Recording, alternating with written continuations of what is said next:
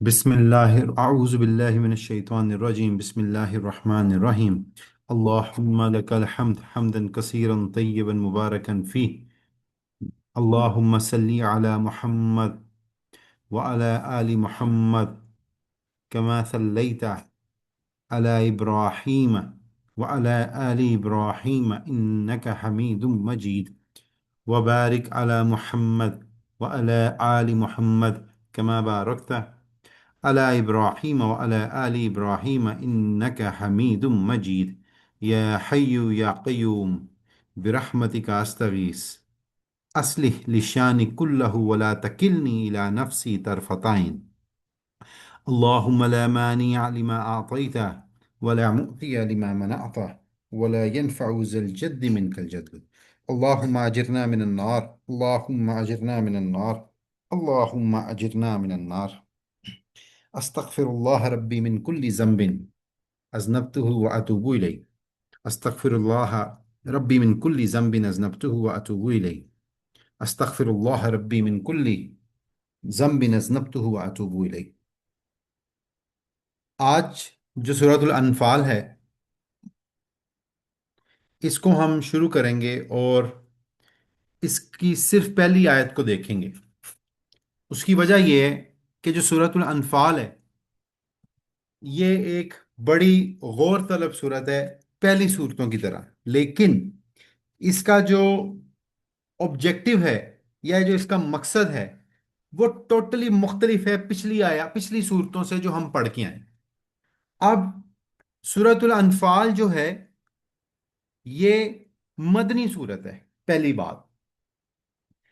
दूसरी चीज ये कि ये नाजिल हुई मदीना में और ऐन उस वक्त नाजिल हुई जब गजवा बदर हुई।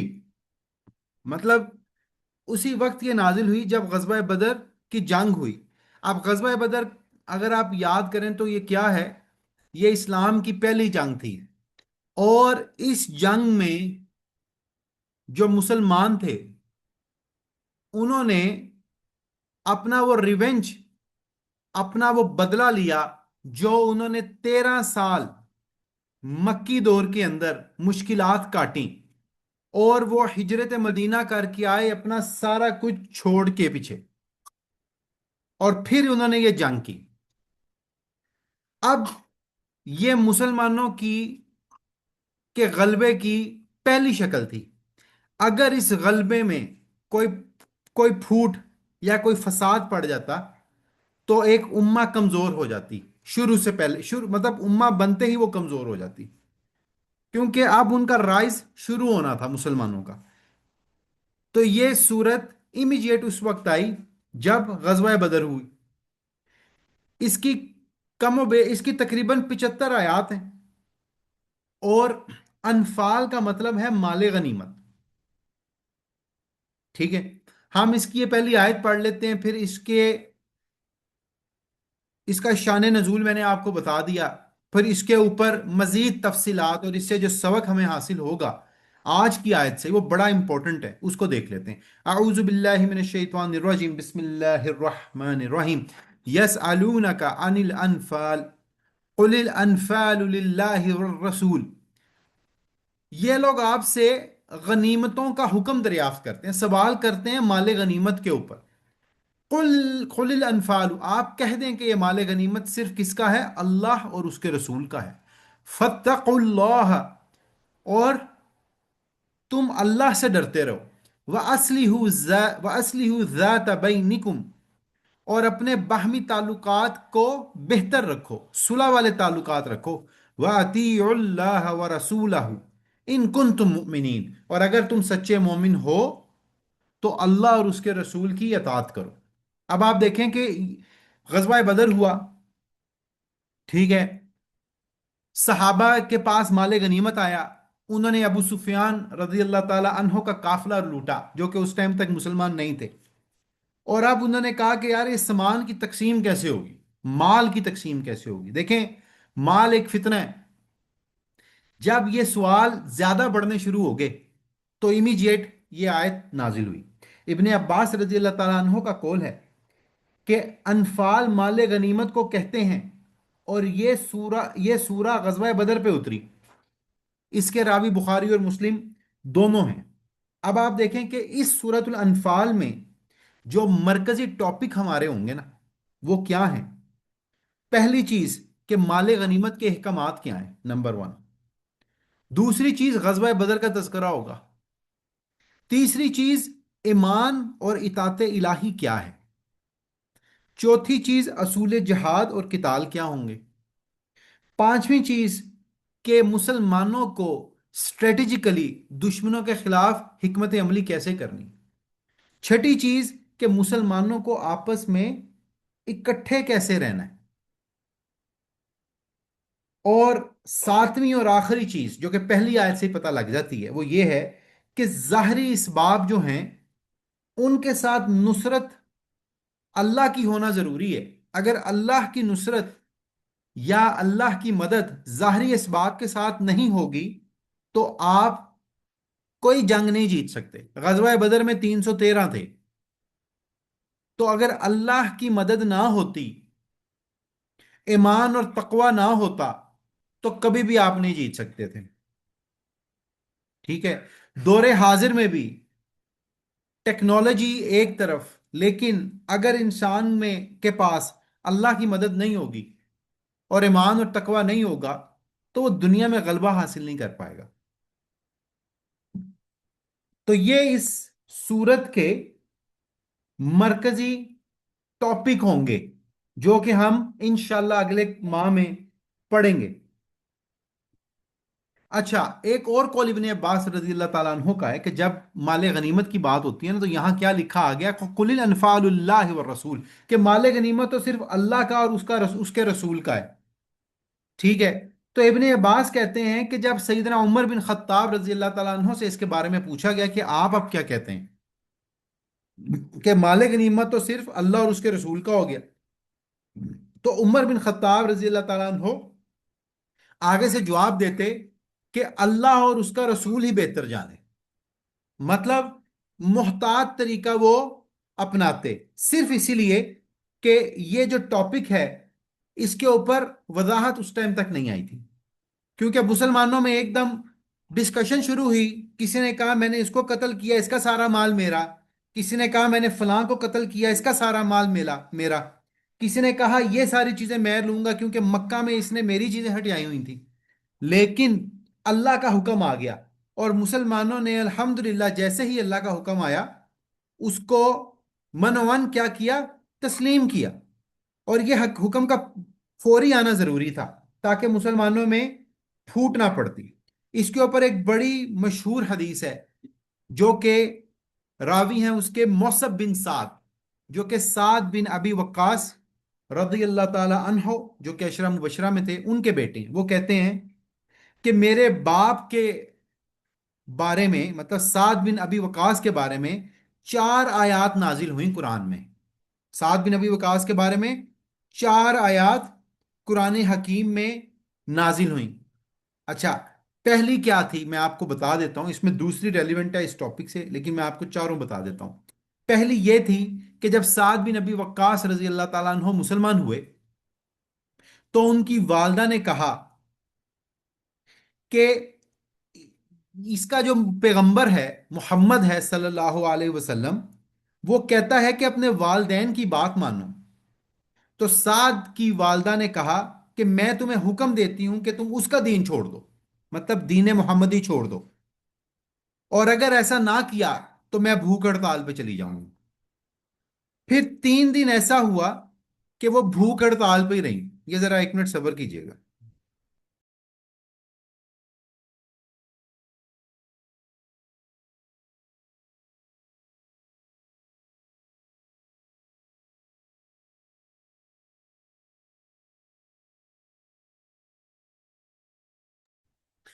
پھر انہوں نے، ہاں ٹھیک ہے، پھر انہوں نے بھوک ہڑتال پہ چلے گئی اور 3 دن بعد ان کی حالت بڑی غیر ہو گئی.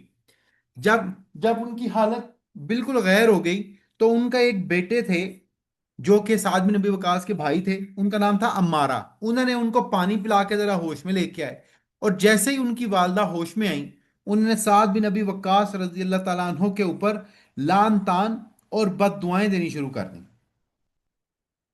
अच्छा, इसके ऊपर कुरान में आयत उतरी जिसका तर्जमा कुछ ऐसे था कि हमने इंसान को इसके वालदैन के साथ हुस्न सलूक का हुक्म दिया, लेकिन अगर वो तुम्हें अल्लाह और उसके रसूल की तरफ जाने से रोकें तो तुम उनकी बात हरगिज ना मानो। हाँ, दुनिया में उनके साथ अच्छे तरीके से रहो। अच्छा, अब जो दूसरी आयत साद बिन नबी वक्कास रज़ी अल्लाह ताला अन्हो पे उतरी वो सूरतुल अनफाल इस मौके पे उतरी, ये वाली यसअलूनका अनिल अनफाल। ये भी इसका शान नजूल है। साद बिन नबी वक्कास कहते हैं कि बदर के दिन मैं पहला अरब था जिसने अल्लाह की राह में तीर चलाया।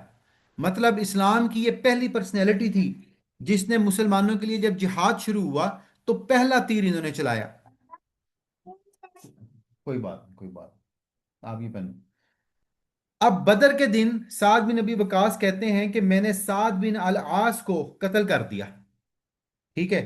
और अल्लाह के नबी से उसकी तलवार मांगी कि मैंने इसको कत्ल किया है तो ये तलवार मुझे दें। अल्लाह के नबी ने मना कर दिया। साद बिन नबी वकास कहते हैं मैंने थोड़ी देर बाद दोबारा कहा कि या रसूल अल्लाह ये तलवार मुझे दें। अल्लाह के नबी ने मना कर दी।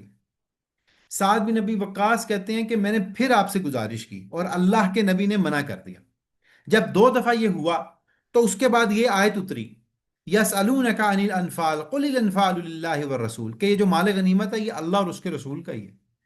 और फिर जब ये आयत उतरी तो फिर ये वादह हो गया कि इस माल का करना क्या है अब। तो फिर रसूलुल्लाह सल्लल्लाहु अलैहि वसल्लम ने, क्योंकि माल गनीमत अल्लाह के नबी का था, उन्होंने उसको लेकर अल्लाह ने वही से उनको बता दिया कि ये आपका है। फिर रसूलुल्लाह सल्लल्लाहु अलैहि वसल्लम ने जब ये माल उनकी मलकियत में आ गया अल्लाह की वही से, तो उन्होंने ये तलवार साद बिन अबी वक्कास को दे दी। ये दूसरा मौका था। ठीक है। तीसरा मौका ये था कि वो बीमार पड़ गई है। हमने सूरह बकरा में भी पढ़ा था जब हम वसीयत के कवानीन पढ़ रहे थे कि साद बिन अबी वक्कास कहते हैं कि मैंने रसूलुल्लाह सल्लल्लाहु अलैहि वसल्लम की तरफ पैगाम भेजा, आप मेरे पास लाए। मैंने कहा मुझे इजाज़त दीजिए मैं अपना सारा माल अल्लाह की राह में तकसीम कर दूं। आपने इनकार किया। मैंने कहा तो आधा कर दूं। आपने इस पर भी ना माने। मैंने कहा फिर तीसरा हिस्सा कर दूं। आप इस पर भी खामोश हो गए। कहा इसके बाद तीसरे हिस्से की वसीयत जायज़ है। इसका मतलब यह है कि अगर एक इंसान अपनी जायदाद अपनी विरासत में से किसी को कुछ देना चाहे, ठीक है, अल्लाह की राह में, तो वो 33% से ज्यादा नहीं दे सकता। ये हुक्म है। ठीक है। बाकी विरासत में ही जाएगा। अच्छा, जो चौथा मौका था उसमें यह था कि वो मतलब शराब शराब की महफिल जमी हुई थी। मैं छोटा सा बता देता हूँ। और जब ये महफिल जमी हुई थी तो रसूलुल्लाह सल्लल्लाहु अलैहि वसल्लम के पास आए और आपको जब ये पता लगा तो उसके ऊपर शराब के मुतल्लिक अहकामात आ गए कि बेशक शराब, जुआ, बुत और पांसे शैतान के गंदे काम हैं। ठीक है।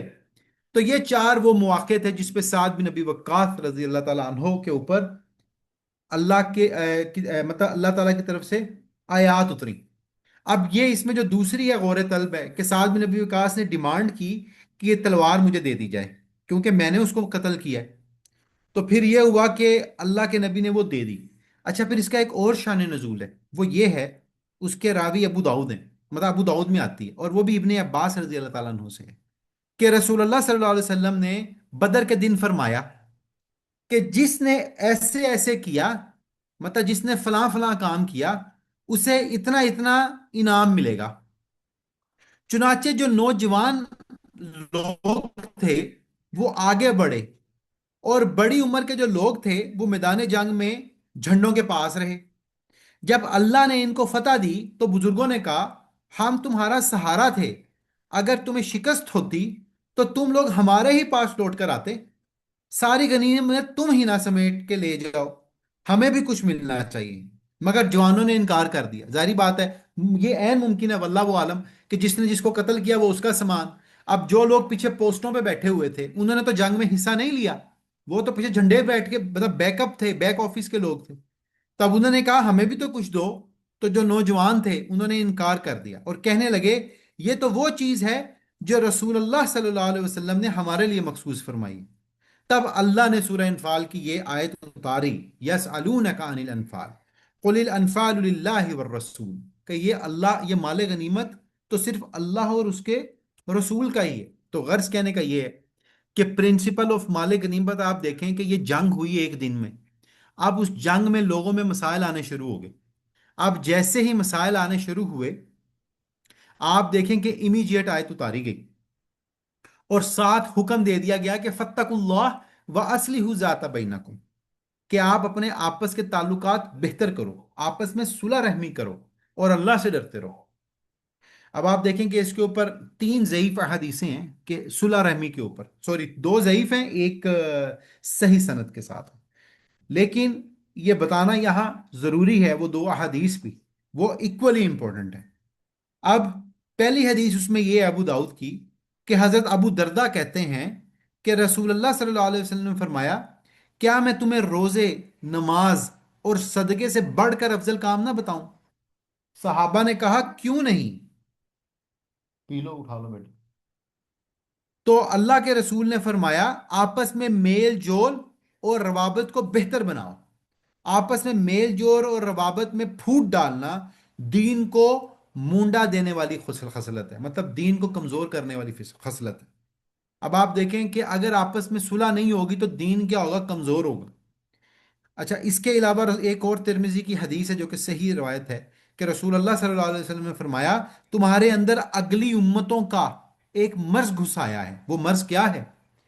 कि तुम हसद और बुग़्ज़ करते हो एक दूसरे से, ये कमजोर कर देती हैं। ठीक है, तो गर्ज कहने का ये है। और अल्लाह के नबी ने फरमाया, तुम एक दूसरे से मोहब्बत कायम करो और तुम सलाम को आपस में फैलाओ। तो मोमिन का काम यह है कि वो एक दूसरे से मोहब्बत करे और सलाम को फैलाए। इसके ऊपर जो तीसरी हदीस है वो ये है कि अनस रज़ियल्लाहु ताला अन्हु रवायत करते हैं कि एक दफा रसूलुल्लाह सल्लल्लाहु अलैहि वसल्लम बैठे और मुस्कुरा रहे थे। उमर बिन खत्ताब ने वजह दरियाफ्त की कि या रसूलल्लाह आप क्यों मुस्कुरा रहे हैं? आपने फरमाया कि अभी अल्लाह के सामने मेरे दो उम्मती पेश हुए, मोमिन उम्मती मुसलमान। एक मजलूम था, एक जालिम था, मतलब एक ने एक के साथ ज्यादती की हुई थी। अब जिसके साथ ज्यादती हुई उसने कहा, है अल्लाह मुझे इससे बदला लेके दें। तो अल्लाह ने फरमाया कि हाँ भाई, ये ज्यादती करने वाले, तुम बताओ कि तुम इसका बदला कैसे दोगे? उसने कहा मेरे पास तो कुछ भी नहीं है देने को। अल्लाह ने मजलूम से पूछा कि अब तुम बताओ कि क्या चाहते हो? मजलूम ने कहा, मेरे सारे गुनाह इसके मतलब पलड़े में डालने। और जो जालिम था, मोमिन जिसने ज्यादती की हुई थी, वो बेचारा घबरा गया। और इस वक्त रसूलुल्लाह सल्लल्लाहु अलैहि वसल्लम की आंखों से आंसू आ गए और अल्लाह के नबी ने फरमाया कि उस दिन की सख्तियां इंसान नहीं बर्दाश्त कर पाएगा अगर तुम समझो तो। और फिर अल्लाह ने जो मजलूम था, जब उसको बदला दे दिया और अल्लाह ने उसको फिर एक दूर से जन्नत दिखाई और महल दिखाए, मजलूम ने कहा कि ये तो बड़ा मुश्किल है इधर जाना, यहां मैं कैसे जा सकता हूं? तो अल्लाह ने कहा इसकी तुम्हें कीमत देनी होगी और तुम जा सकते हो। मजलूम ने कहा कि इसकी क्या कीमत है? अल्लाह ने फरमाया कि तुम अपने भाई को माफ करो और उसका हाथ पकड़कर इस जन्नत में दाखिल हो जाओ। और इस पर रसूलुल्लाह सल्लल्लाहु अलैहि वसल्लम मुस्कुरा रहे थे। ये ज़ईफ हदीस है।